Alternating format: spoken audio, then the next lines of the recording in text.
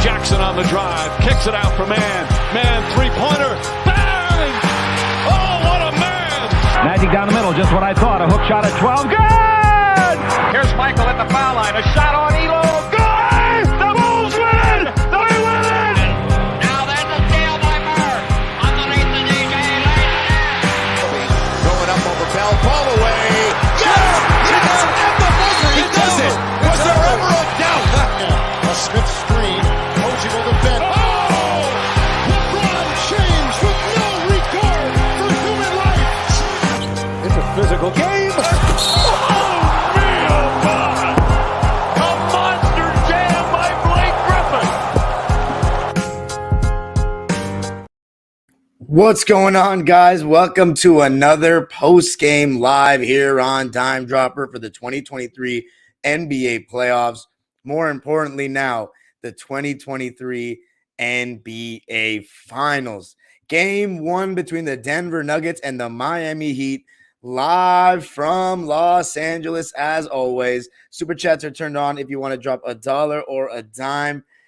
And of course, remember, before we get started, you can follow me on social media, Twitter, Instagram, TikTok at Dime Dropper Pod. And remember to subscribe on YouTube at Dime Dropper and hit the notification bell so you know every single time we go live. But wow, tonight, game 1, and it seemed like a pretty routine win for the Denver Nuggets. I had the Nuggets in 6 before the series began, and right now it's looking pretty solid. But of course, it's one game. We don't want to overreact, but it just didn't feel like the Denver Nuggets were troubled at all tonight.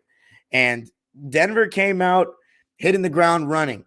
You know, they led by 9 after 1. We're up double digits the majority of the game. Never really looked back, and you got to give them credit for that. Just staying cool, staying composed, not letting the Heat make any sort of run, and that mainly came from their incredible offense that the Heat just could not stop.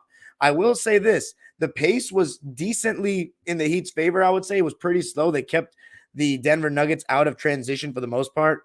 The fast break points, only 9 for Denver, so you keep them out of transition, that's a win right there. But the half-court offense is still just so good. It's so hard to stop. And in the beginning of this game, it was Jamal Murray that got it going. And it all starts with Jokic being the screener. Like, you know, he might not be shooting, but he's got his fingerprints on everything still. That's what makes him so unique. You know, players like Magic, like LeBron, like Larry Bird.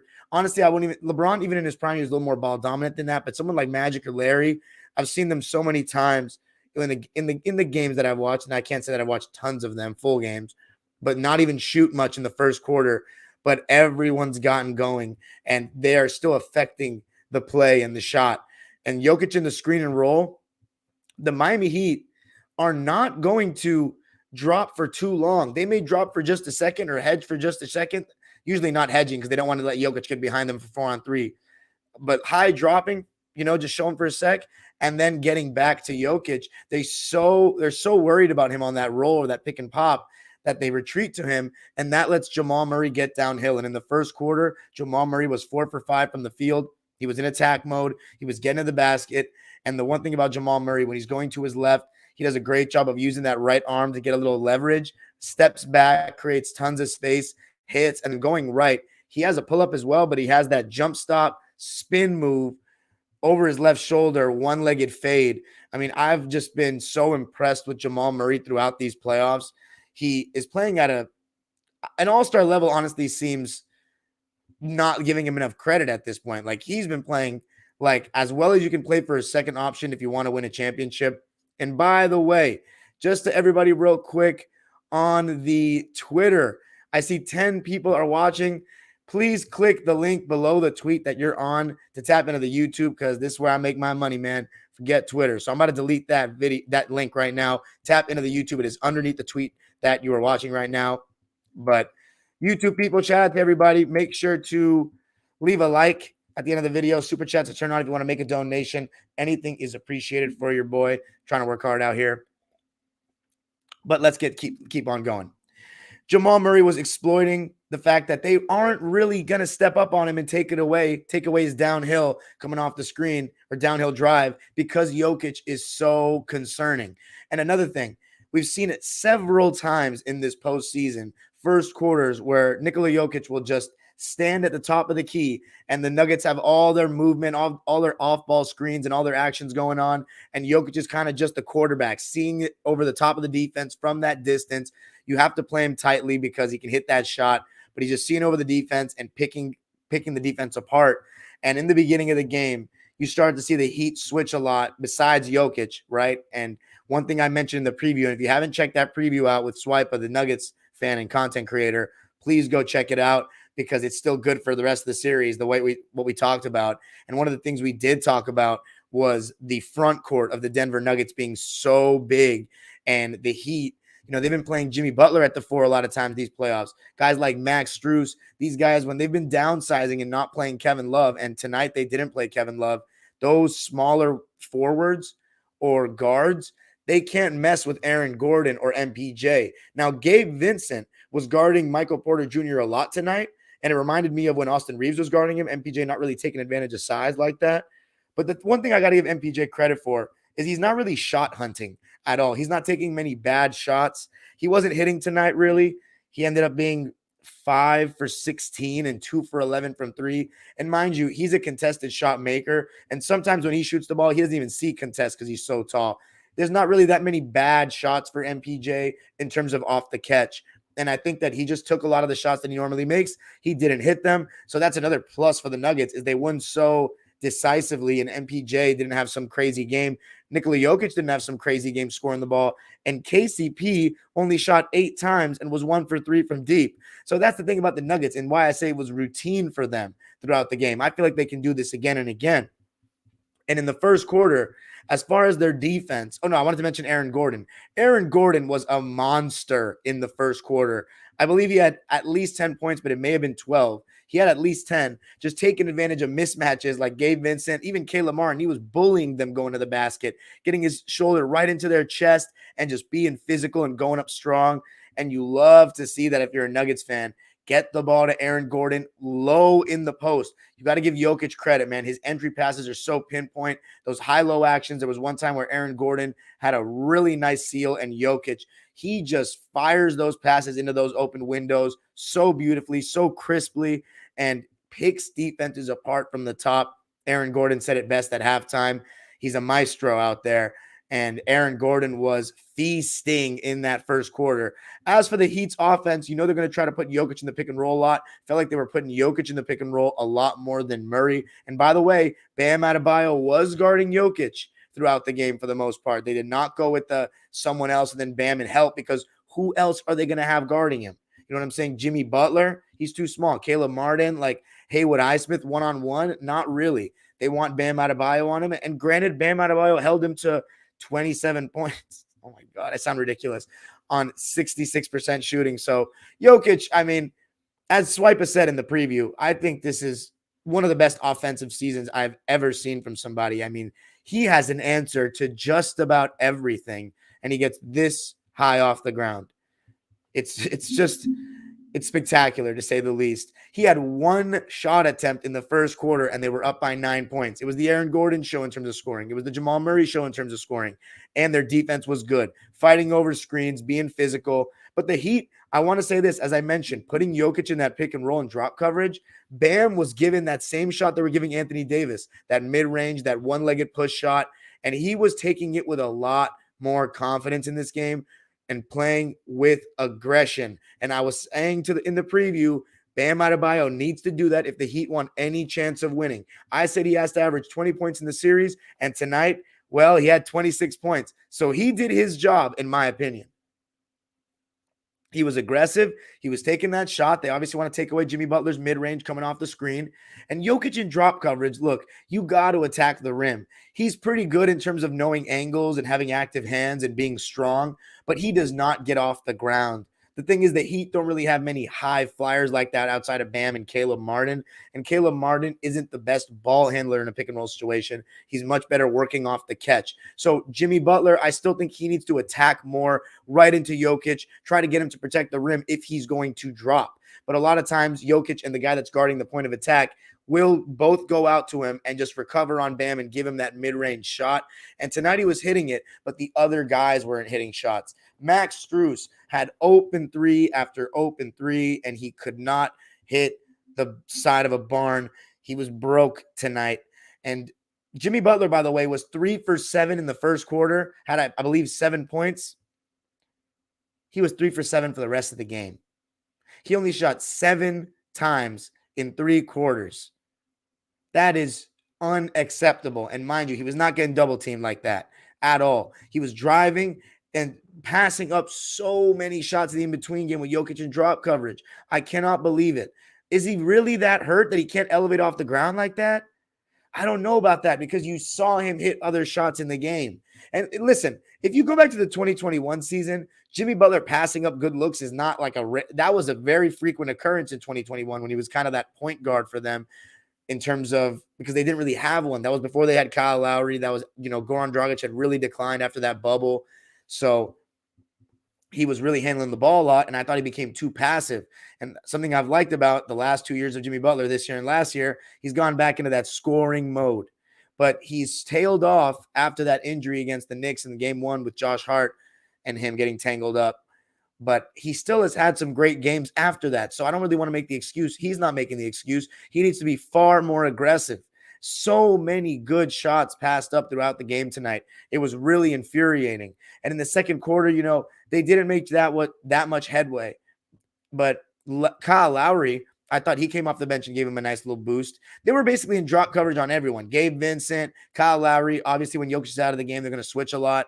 And the Heat just never really seemed to find much consistency offensively. They didn't make runs. The Nuggets conceded a lot of open threes and solid shots to them. It's not like the Heat didn't get good shots. They got good shots. The Nuggets are a good defensive team, but they're not a great one. They're a good one. And the Heat only scored 22 points in the second quarter, so only 42 points at the half. The Nuggets had 59 points at the half. Jamal Murray continued to cook. MPJ knocked down some shots. Bruce Brown was good, and Jokic started to get more aggressive. And mind you, Nikola Jokic did not get many low post touches in the first 3 quarters of this game. A lot of it was operating at the top of the key or being the screener, sometimes catching the ball like elbow extended. Remember, there was one time he went at Cody Zeller and made a move, and Cody Zeller did get playing time tonight, 8 minutes of game time, but it was mainly the other guys. But the other guys for the Heat, this was what we expected of them, the role players. Caleb Martin could not hit as well. And again, he got the same looks that he was hitting in the Boston series, and he just could not knock them down. So with the Nuggets, it's so hard to guard them. I wish I could tell you what can Miami do better. I mean, look, you allowed 104 points and you kept them out of transition. That's better than I'd expect, especially in Denver. It's the offense that needs to be better for Miami, in my opinion, because, look, Denver is so hard to guard. They have an unstoppable action with Murray and Jokic in the high pick and roll, and they don't even go to it that much, or they didn't go to it that much tonight because they didn't need to. Jokic is deadly on that pick and pop, and you have to stop Jamal Murray, who, can I say, his one knock to me is that he's been inconsistent in the past. He has been so consistent in these playoffs. This is one of the best. Like, he's playing much better, in my opinion, than Holiday or Middleton did in the second in that Giannis series as a second option, because they had each other to lean on. I would say Aaron Gordon's been the third best player on this Denver Nuggets team, but it's not like clear cut, it's not like a third star type of thing. With Chris Middleton and Drew Holiday, it really felt like the Bucks did have 3 stars. But Jamal Murray, I mean, he's been unbelievable. Better, and as great as Wiggins was last year, I think he's been better than Wiggins too. I think he's been a really great second option. And he was just getting buckets. And every single time it looks like the Heat are going to make a push. Like the second half, Gabe Vincent started playing better. Bam Adebayo continued to hit that shot in the in-between game. But here's the thing. He still is he's making shots, right? But then he's still not shooting it with aggression every time down when he's getting sagged off of. Like, Jokic is feet behind him, or stepping back. And Bam's just not, like, you got to pull up every time. Fuck it. Like, you know what I'm saying? You got to keep the defense honest. And you know what? They're going to give him that shot fine all series long, but make them look stupid by knocking it down over and over and over again. But Jimmy Butler, I was so disappointed in the fact that he was literally getting to the paint and passing up shots. And the most embarrassing statistic tonight for the Miami Heat, 2 free throw attempts, the lowest in a finals game ever. And in this era, with all the spacing and the amount of possessions compared to the 90s and 2000s, and you have 2 free throw attempts with Jokic protecting the rim, that is an embarrassment. That is an embarrassment. Credit the Nuggets. They're doing a good job funneling off, the paint and making them kick it out to these shooters. They got to knock down shots to keep the defense honest, but it's embarrassing. No excuses. And it starts with Jimmy Butler, who's typically very good at getting to the line. He needs to be far more aggressive, going right into the teeth of the defense. And one thing I'll say, Michael Porter Jr. and Aaron Gordon's rim protection and rotations, unbelievable. Michael Porter Jr. had like 2 blocks in the first half. I mean, his rim protection, whether it be help side, rotating, or even at one point tonight, chased down from behind after he got beat, staying in the play. I mean, the Nuggets just have so much size overall, even starting from Jamal Murray at the point guard position.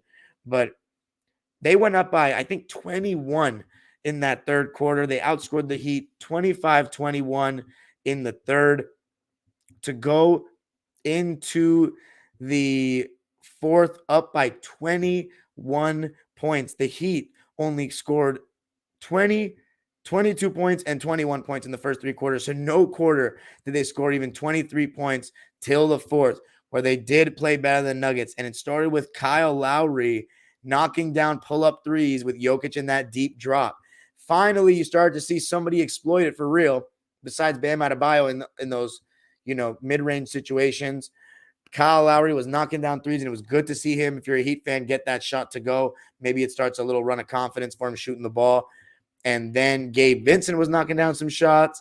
But again, every single time the Heat tried to make a run, the Nuggets found an answer. Jamal Murray, how many times throughout the playoffs has he made big shots to, just counter a potential run from the other team or silence a crowd?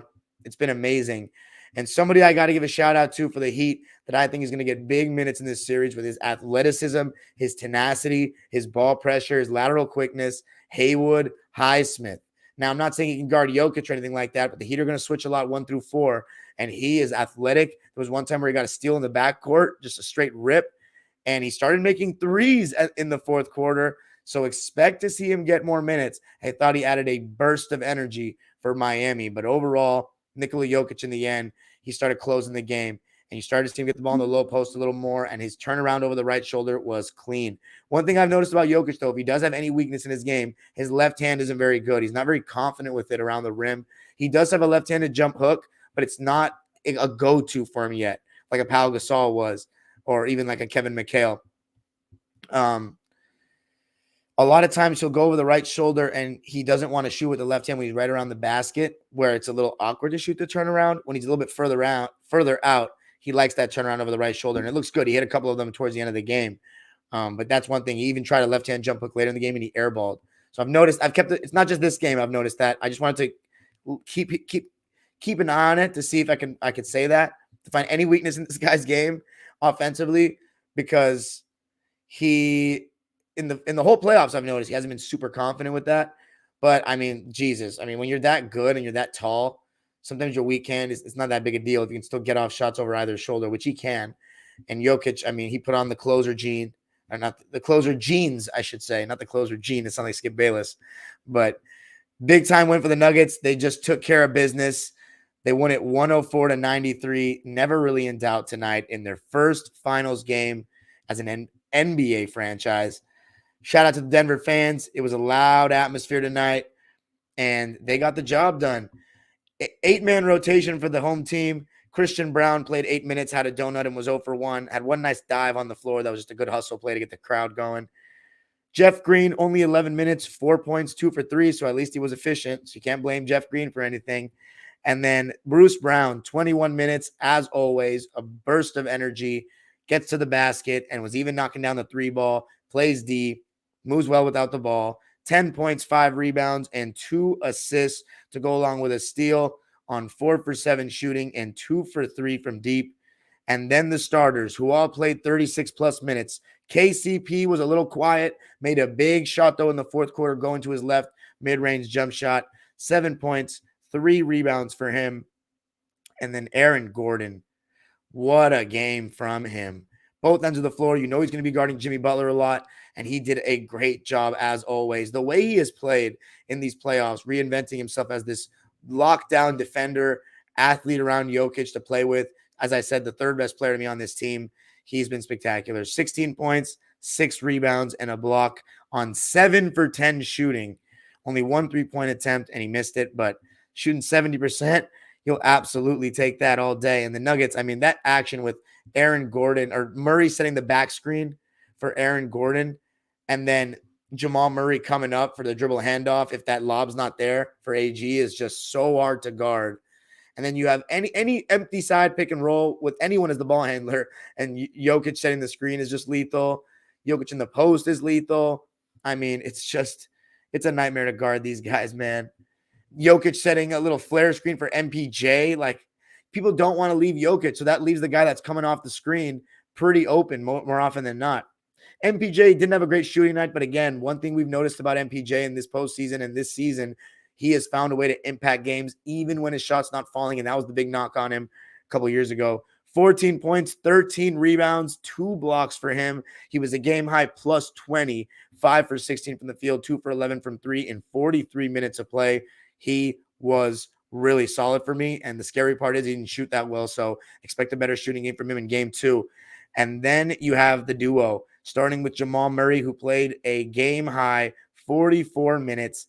He was 11 for 22 from the field, 2 for 7 from 3, 26 points, 6 rebounds, 10 assists. Wow. What a game in his first finals game. He is just so ready for the moment.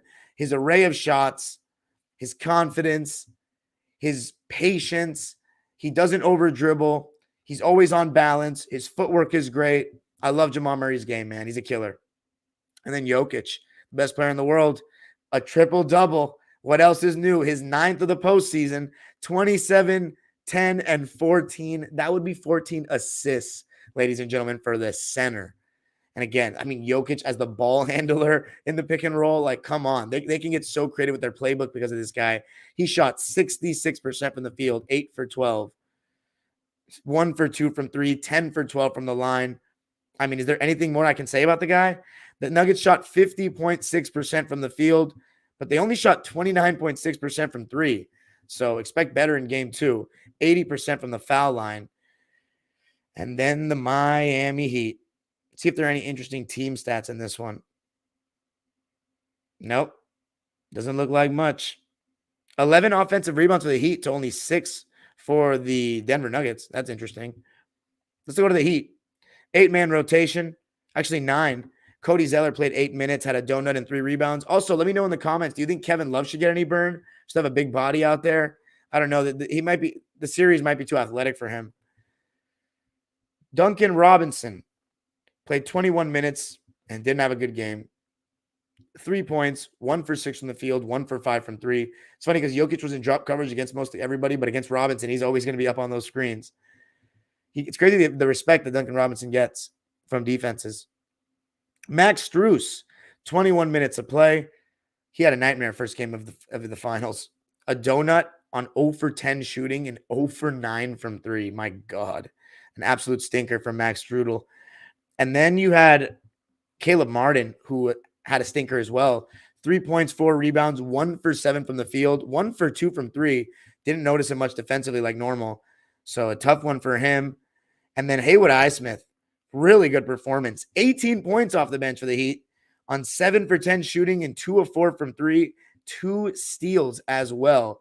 So expect him to keep getting more minutes. His athleticism really makes a difference. Kyle Lowry, solid game for him. 11 points, 5 rebounds, 5 assists, and a steal on 4 for 8 shooting and 3 for 6 from 3. So 50% from the field, 50 from 3, doing a little bit of everything, making Jokic pay in drop coverage. Solid game from Lowry. You want to see that if you're a Heat fan to continue. Gabe Vincent had a solid second half and had a solid game overall. If you get 19 points and 5 assists from Vincent, only 1 turnover, you'll absolutely take that all day if you're a Heat fan. And 50% from the field and 3 just like Lowry. 7 for 14 from the field, 5 for 10 from 3. So between Vincent and Lowry, they made 8 of the 13 threes for Miami. Then there's the stars. Jimmy Butler, 13 points. That's not going to get it done. 7 rebounds, 7 dimes, 1 steal, 1 block, 1 turnover. That's all cool, the 7 rebounds and the 7 assists, but you cannot be shooting only 14 shots in the finals. You shot as many times as Gabe Vincent. Like, what is that? What is that? Come on, Jimmy. And he had good looks. He's passing them up. There was one possession where he passed up 2 shots in the same possession. You're the guy. And you shot 7 times in the first quarter. So that's not good enough. Bam Adebayo loved his aggression. Shot 52%. 26 points, 13 rebounds, and 5 assists. That's a stat line and a half right there. 13 for 25, 0 for 1 from 3. I liked it. The one thing about Bam is, though, he fades away so much. You know what I mean? Like, he plays so finesse, and he's smooth. Like, he's got a great handle. He can pull up nicely, but I like to see him bang a little bit more. I know he's not going to be able to do that on Jokic, and I get it. The shots he's taking on Jokic are fine, but I think sometimes he can still go up going towards the basket because Jokic is not that tall, and he's giving him a lot of room. A lot of times he's fading away a little unnecessarily for me, but that's something that he always does. But anyway, that's it for me tonight, guys. The Miami Heat shot 40.6%, so not a good shooting game at all. 33% from 3, 13 for 39. It's funny that the Heat ended up shooting 12 more threes than the Nuggets, but they also shot 17 more shots because the Nuggets got 18 more free throws. So the Heat got to get to the line more, got to attack Jokic more towards the basket.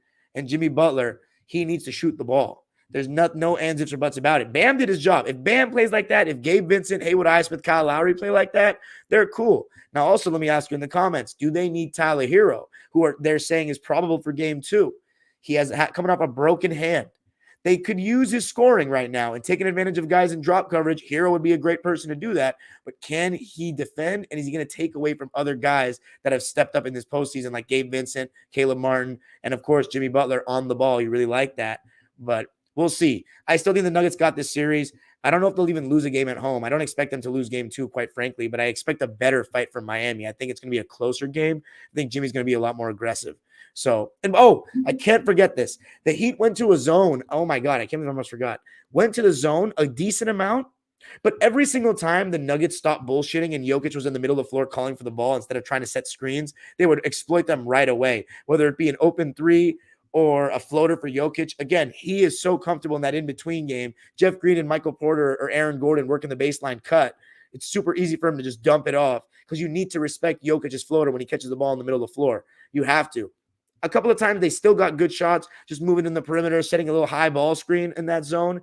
And, it's a matchup zone. Sometimes it looks like 1-2-2. Then it'll go to a 2-3. When they're in a 2-3, Jokic high post, kill him. Like, it's done. Get him in the high post, get him the ball, and it's over.